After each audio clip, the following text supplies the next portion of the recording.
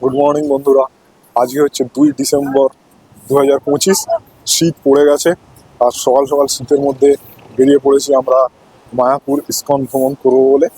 তো এইখানে আমাদের টোটো করে নিয়ে পড়েছি আমাদের রেল মিউজিয়ামের সামনে। আর এখন ট্রেন ধরতে চলেছি। ট্রেন আছে আমাদের 7:50-এ। এখান থেকে জেনারেলি যেতে গেলে আপনাকে হাওড়া থেকে কাটোয়া লোকালে চড়ে যেতে হয়, আর ওখানে গিয়ে নবদ্বীপ ধামে নামতে হয়। তো আমি মালদা বালুরঘাট এক্সপ্রেস একটা আছে যেটা 7:50-এ ছাড়ে। সেই 7:50-এ ট্রেনটা ছাড়ে, ওটা ফার্স্ট স্টপেজ ব্যান্ডেল আর সেকেন্ড স্টপেজ হচ্ছে আপনার নবদ্বীপ ধাম।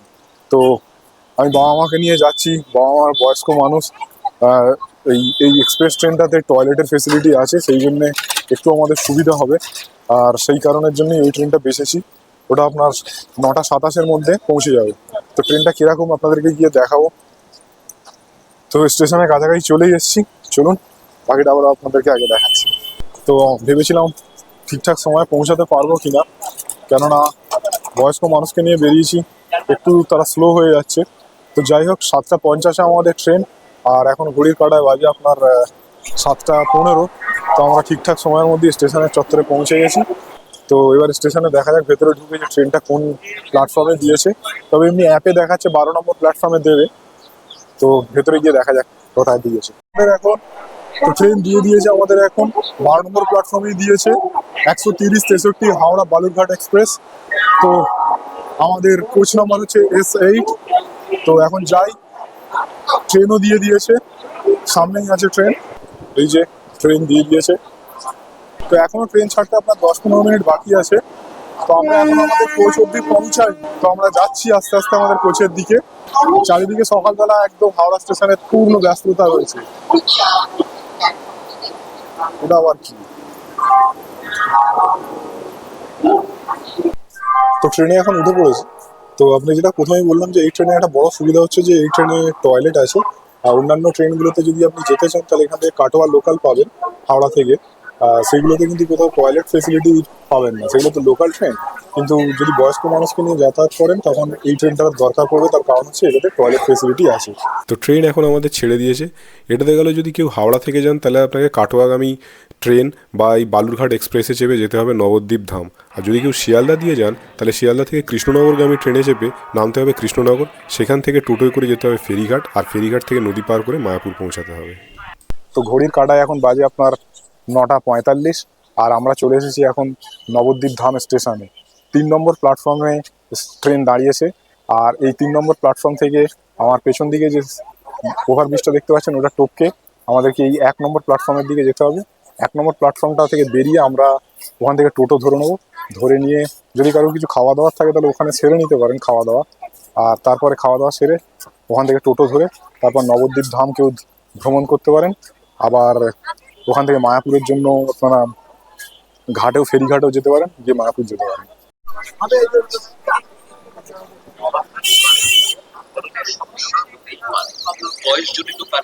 তো নবদ্বীপ স্টেশনের বাইরে আমরা চলে এসেছি। তো এখানে এখন প্রচুর স্টেশনের বাইরে টোটোর ভিড় আছে। তো এখানে চারিদিক থেকে প্রচুর টোটো ডাকাডাকি করবে, এবার সেখানে আপনাকে দরাদরি করে যেতে হবে। তো আমরা এরকম একটা দাদাকে ঠিক করেছি যিনি আমাদেরকে এখানে টোটোয় ঘুরে দেখাবেন। তো ইনি আমাদেরকে কি কি ঘুরে দেখাচ্ছেন সেটা একবার ওনার থেকে জেনে নিই। দাদা, আপনি কি কি ঘুরে দেখাবেন আমাদেরকে? প্রথমে যাবো হচ্ছে আপনার হচ্ছে জলের মন্দিরে যাবো, ঠিক আছে। তারপরে আস্তে আস্তে যে মন্দির যাবো সব বলে দেবো, ঠিক আছে। আপনারা এখানে মোটামুটি নবদ্বীপ ধামটা ঘোরাতে কত টাকা করে চার্জ করেন? আমাদের এখানে 600 টাকা রেট আছে, ঠিক আছে। এবার জেনারেলি এবার সব ঘুরলে 600 টাকাই আমরা ভাড়া। আচ্ছা, এটা কি সিজন ওয়াইজ একটু সিজনে ঠান্ডা সিজন এই হ্যাঁ, সময়? এই সময় একটু আরো বেশি হয়, ঠিক আছে। এবার আমাদের সিজন ওয়াইজ ভালোই ভাড়া হয়। তো আমরা এখন উঠে পড়ছি। তো এখানে সিজন ওয়াইজ তো দামের একটু হেরফের হয়। তো আপনাদেরকে এসে কিন্তু নিজের মতো করে দরাদরি করে ঠিক করে নিতে হবে। তো আমরা এখন চলে এসেছি আমাদের প্রথম গন্তব্যস্থল শ্রী শ্রী কেশবজি গৌড়ীয় মঠে। এই মঠটি কিন্তু বিশাল বড় এলাকা জুড়ে রয়েছে এবং এই মঠের মধ্যে কিন্তু একটা সুন্দর সিংহাসনের উপর রাধাকৃষ্ণের অত্যাধিক সুন্দর একটি বিগ্রহ স্থাপন করা আছে, কিন্তু সেটার কোনো ছবি তোলা যাবে না বলে আমি দেখাতে পারলাম না। কিন্তু এর ওপরের তলায় আছে 2 তলা বিশিষ্ট একটা মিউজিয়াম, যেখানে চৈতন্য মহাপ্রভু এবং শ্রীকৃষ্ণের বিভিন্ন জীবন কাহিনী এই মূর্তি আকারে সাজিয়ে রাখা আছে। জায়গাটি কিন্তু খুবই সুন্দর এবং শান্ত, নিরিবিলি। অবশ্যই আপনাদের খুবই ভালো লাগবে এই জায়গাটা।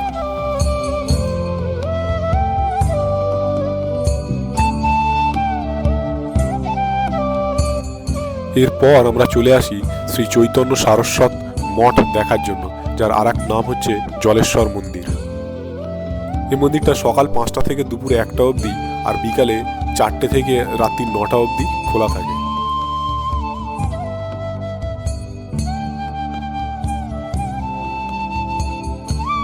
এখানে মন্দির হচ্ছে আপনার এই যে জলাশয়টা দেখতে পাচ্ছেন, জলাশয়টার মাঝখানে এই মন্দিরটা রয়েছে।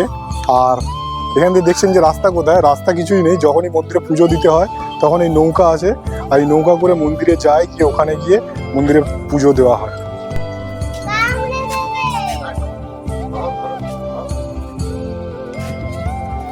এই জলেশ্বর মন্দিরে কিছু হরিণ এবং খরগোশদের থাকার ব্যবস্থা আছে।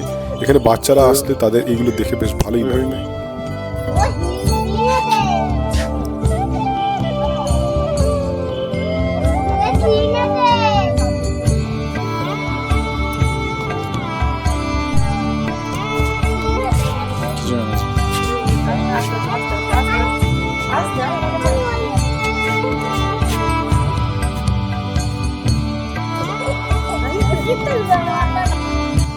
জলেশ্বর মন্দির দেখার পরে আমরা দেখে নিই মহারানী ধনমঞ্জুরি দেবী প্রতিষ্ঠিত সোনার মন্দির।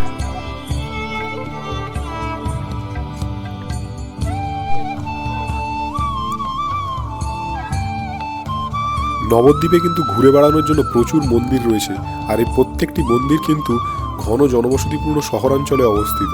তাই জন্যে এখানে মন্দিরগুলো ঘোরার জন্য টোটোয় করে ঘুরলেই আপনার সাশ্রয় হবে। এরপর আমরা চলে আসি সোনার গৌরাঙ্গ মন্দির দর্শন করার জন্য। এটি শ্রী চৈতন্য মহাপ্রভুর স্মৃতি বিজড়িত একটি গুরুত্বপূর্ণ তীর্থস্থান। আনুমানিক ঊনবিংশ শতাব্দীর মাঝামাঝি সময় এটি নির্মিত হয় বলে মনে করা হয়। দুতলা বিশিষ্ট এই মন্দিরটা ভেতর থেকে দেখলে অনেকটা কোনো জমিদার বাড়ি বা রাজবাড়ির মতো মনে হয়। এই মন্দিরের নিচের তলায় বেশ কিছু দোকানপাটও আছে, যেখান থেকে আপনারা ইচ্ছে করলে বেশ কিছু কেনাকাটাও করতে পারেন। এখানে সোনার গৌরাঙ্গ বলতে মহাপ্রভুর সুবর্ণ রঙের বা স্বর্ণাভর রূপকেই নির্দেশ করা হয়েছে। এখানে শ্রী চৈতন্য মহাপ্রভুর খড়ম পাদুকা সংরক্ষিত করা আছে। এর পাশেই রয়েছে শ্রীবাস আঙ্গন, যেখানে মহাপ্রভু নিজের হাতে কুল গাছ লাগিয়েছিলেন, সেটিও আপনারা ঘুরে দেখে আসতে পারেন। আর এই পথ ধরে দুপা এগোলেই আপনারা সামনে দেখতে পেয়ে যাবেন সমাজবাড়ি আশ্রম।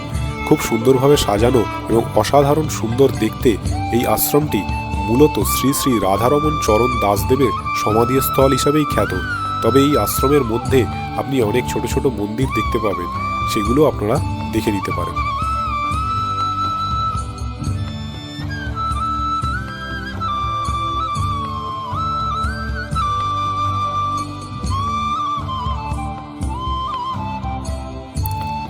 এরপর আমরা দেখে নিই পোড়ামাতলা মন্দির। এটি নবদ্বীপের একটি জাগ্রত মন্দির। এখানে পুজো দেওয়ার বেশ ভালো ব্যবস্থা আছে, তো আমরা এখানে পুজো দিয়ে নিই। তো আপনারাও চাইলে এখানে পুজো দিতে পারেন। এই মন্দিরটি মূলত একটি বট গাছকে কেন্দ্র করে এই মন্দিরটি স্থাপিত হয়েছে। মনে করা হয় যে কোনো এক সময় এই বট গাছটি বজ্রাঘাতে পুড়ে গিয়েছিল এবং সেই থেকে এই জায়গাটির নাম হয় যে পোড়ামাতলা। আর এই পোড়ামাতলা মন্দিরের আশেপাশে রয়েছে আপনার একটি শিবের মন্দির আর একটি ভবতারিণী দেবীর মন্দির এখানে রয়েছে, আপনারা সেটাও দেখে নিতে পারেন।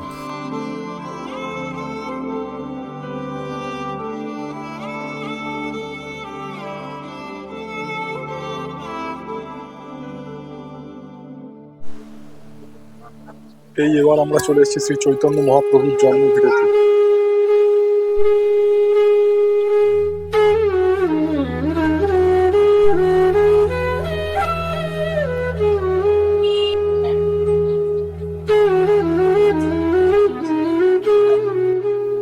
সামনে এখন সেই নিম গাছ দেখতে পাচ্ছেন, যে নিম গাছের তলায় নিমায়ের জন্ম হয়েছিল, সেই পবিত্র নিম গাছ।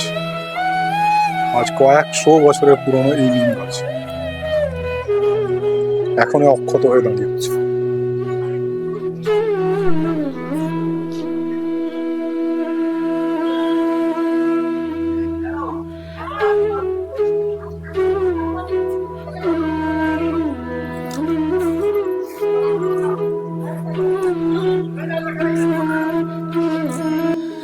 এরপর আমরা চলে আসি নরহরি ধাম দর্শন করার জন্য। এই নরহরি ধামে প্রবেশ মূল্য হচ্ছে 10 টাকা করে, আর এর ভেতরে আপনি কোনো ক্যামেরা নিয়ে প্রবেশ করতে পারবেন না। কিন্তু এখানে আপনি মোবাইল ফোন নিয়ে যেতে পারবেন, মানে ক্যামেরা দেওয়া মোবাইল ফোন নিয়ে যেতে পারবেন, সেখানে ছবি তুলতে পারবেন, ভিডিও করতে পারবেন, কিন্তু কোনো মোবাইল ফোন বাদে অন্য কোনো ক্যামেরা নিয়ে যেতে পারবেন না। এই নিয়মের যৌক্তিকতা কি আছে আমি বুঝতে পারলাম না, কিন্তু যাই হোক এখানকার এই নিয়মই আছে। তো যাই হোক, এটা মূলত একটা ছোট পার্কের মতো। এই পার্কের মধ্যে বিভিন্ন মূর্তির আকারে শ্রীকৃষ্ণ এবং চৈতন্য মহাপ্রভুর বিভিন্ন জীবন কাহিনী তুলে ধরা হয়েছে। তো চলুন ভেতরে গিয়ে আপনাদেরকে সেই জিনিসগুলি দেখাই, এখানে কীরকমভাবে সেগুলি সাজিয়ে রাখা আছে।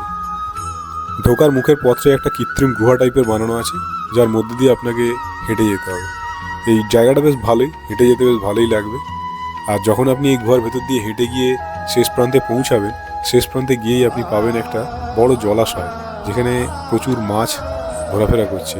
আর তার ঠিক সামনেই পড়বে শ্রী চৈতন্য মহাপ্রভুর সব থেকে বিশাল মূর্তি, যেটা এখানে স্থাপন করা হয়েছে। আর জায়গাটি তো অনবদ্য, জায়গাটিকে খুব সুন্দরভাবে সাজানো গোছানো হয়েছে। আর তার সাথে এখানে রয়েছে একটা ছোট্ট গ্যালারি টাইপের, যেটা দেখতে আপনার বেশ ভালোই লাগবে।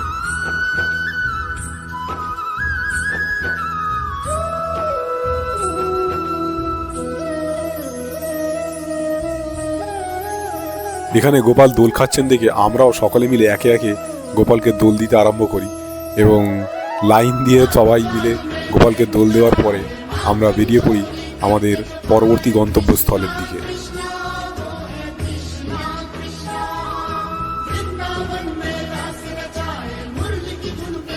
এরপর আমরা চলে আসি এখন গুপ্ত বৃন্দাবন দেখার জন্য।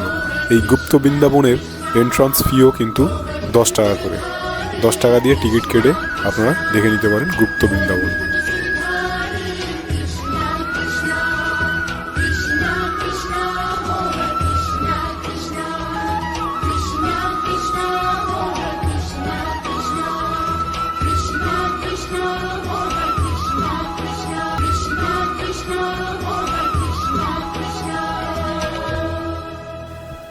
আর এইখানেই শেষ হয় আমাদের নবদ্বীপ ভ্রমণ।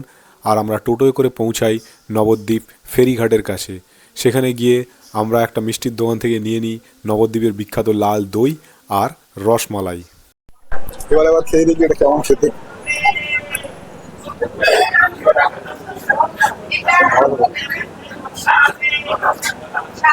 একবার খেয়ে দেখি নবদ্বীপের বিখ্যাত লাল দই খেতে।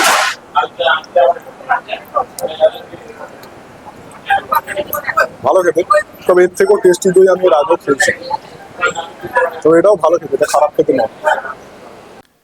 এরপর নবদ্বীপের ফেরিঘাট থেকে নৌকা করে নদী অতিক্রম করে আমরা পৌঁছে যাই মায়াপুরে। আর মায়াপুরে গিয়ে সেখানে আমরা কোথায় থাকলাম, কোথায় কোথায় ঘুরলাম, কি খেলাম, কি কি দেখলাম, আমাদের খরচাই বা কীরকম হলো, সেই সমস্ত তথ্য নিয়ে আসবো আগামী ভিডিওতে। ততদিন ভালো থাকুন, সুস্থ থাকুন, আর দেখতে থাকুন আর ট্রাভেলার্স ডায়েরি উইথ সৌরভ। ধন্যবাদ। হরে হরে হরে রাম রাম হরে হরে হরে কৃষ্ণ কৃষ্ণ কৃষ্ণ হরে হরে হরে রাম রাম হরে হরে তাই গৌরাঙ্গ বলতে তাই গৌরাঙ্গ তাই গৌরাঙ্গ বলতে তাই গৌরাঙ্গ তাই তাই তাই তাই গৌরাঙ্গ তাই তাই তাই তাই